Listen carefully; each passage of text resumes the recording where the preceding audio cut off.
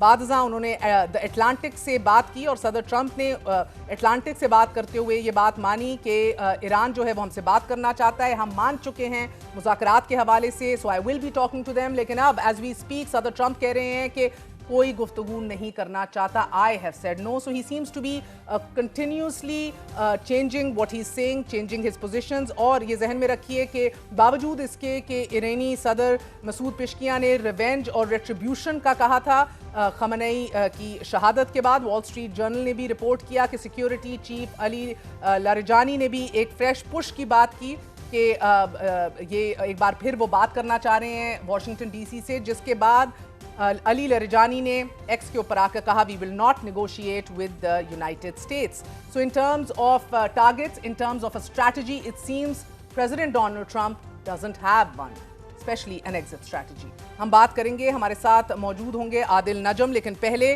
ایران کی طرف بڑھتے ہیں. ایران تہران سے ہمارے ساتھ محمد حسین باقری موجود ہیں. محمد حسین باقری صاحب, بہت بہت شکریہ ہمارا ساتھ دینے کے لیے. پہلے تو فرمائی دیجیے گا, بڑی فلوئڈ سچویشن ہے of course at this time.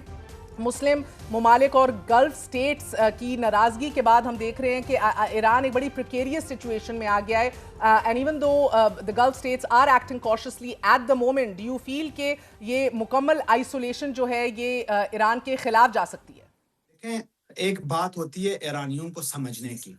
یہ یاد رکھیں, ویسٹرن میڈیا, گلف کنٹریز اور بہت سارے ممالک ایرانیوں کی صحیح روٹس کو سمجھنے سے غافل رہیں اور یہ جاہل رہے ایرانیوں کے حوالے سے. وجہ یہ کہ ایرانی اس وقت جو انقلاب اسلامی کا نظام ہے, یہ جو نظام ہے یہ دو چیزوں سے بنی ہے. ایک, ان کی 6000 years of history جو کبھی بھی یہ اپنے آپ کو کسی دشمن کے سر پہ دشمن کے سامنے سر تسلیم خم نہیں کیا.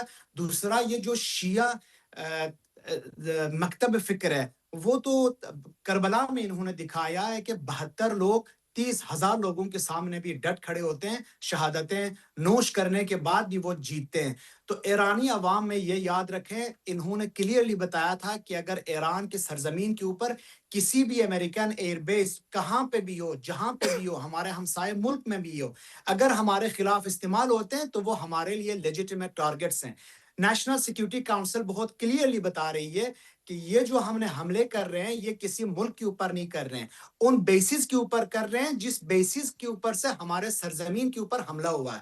تو یہ آپ یہ سمجھے وہ بیسز امریکن انٹرسٹ اور امریکن کی سرزمین ہے. اب وہ سعودی عرب, وہ قطر, وہ UAE, وہ عمان, وہ کسی جورڈن یا بحرین کا سرزمین نہیں ہے. کیونکہ اگر یہ ہمارے ہمسایہ ہوتے ہیں تو یہ اپنے بیسز سے ایران کے اوپر, اپنے ہمسایہ کے اوپر وار کرنے کی اجازت نہ دیتے.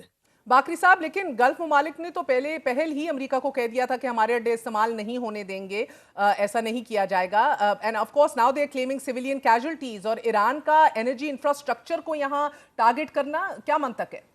تو ایرانی لوگ بہت کلیئرلی ان کو بتایا کہ آپ کی اڈوں کے اوپر سے ہوا ہے, جتنے بھی امریکن ایئر اسپیس کے, ایران کے اوپر جو ایئر اسپیس کی وائلیشن ہوئی ہے وہ سارے اسی اڈوں سے اڑے ہیں, امریکن جہازیں. یہ ثبوت دیتے ہوئے مار رہے ہیں. لیکن یہ بھی یاد رکھیں, اب آپ جب امریکن سولجرز اور امریکن بیسز کو اپنے سرزمین میں پناہ دیں گے, ایرانی امریکن کے ساتھ صرف نہیں لڑیں گے, وہ تو امریکہ تک پہنچ نہیں سکتے, امریکن انٹرسٹ کو ہٹ کریں گے. اگر امریکن انٹرسٹ آپ کے ملک میں ہے تو پھر یہ اسلامی جمہوریہ ایران کے لیے ڈو اور ڈائی کا مسئلہ ہے. جب آپ ان کی لیڈر کو شہید کریں گے, اس کے بعد یہ توقع نہ رکھے ایرانیوں سے کہ وہ امریکن انٹرسٹ کو اگنور کریں. وہ جہاں پہ بھی امریکن انٹرسٹ ہوں گے ان کے اوپر وار کریں گے. ابھی ایران کے لیے یہ سوچنا نہیں ہے کہ ہمارے ہمسائے ناراض ہوتے ہیں یا نہ, وہ یہ دیکھ رہے ہیں کہ کہاں کہاں پہ امریکن انٹرسٹ ہے اور کہاں کہاں سے ہمارے خلاف کوئی چھوٹی سی بھی. ابھی دیکھیں آپ, انہوں نے سائپرس کے اوپر بھی اٹیک کیے. وجہ یہ کہ سائپرس کے اندر سے ان کو ڈرونز کی خبریں اور یہاں پہ جو سیکیورٹی گارڈز بیٹھے تھے ان کی کچھ ایکٹیویٹی کا انفارمیشن اور اطلاع ملی تھی, اسی لیے سائپرس کے اوپر بھی یہ اٹیک کر چکے ہیں.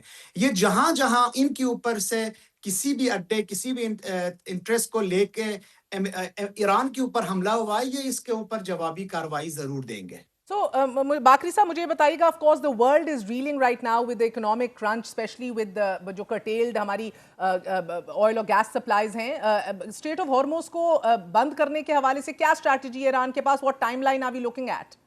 स्ट्रेट हॉर्मुज को अभी भी बंद किया हुआ है। आपको पता है 2 कश्तियाँ वहाँ से गुज़रने की कोशिश की विदाउट गेटिंग द अप्रूवल। दोनों के ऊपर मिसाइल हिट हो गया और एक कश्ती अभी डूब भी रहा है। ऑयल टैंकर था मेरा ख़्याल।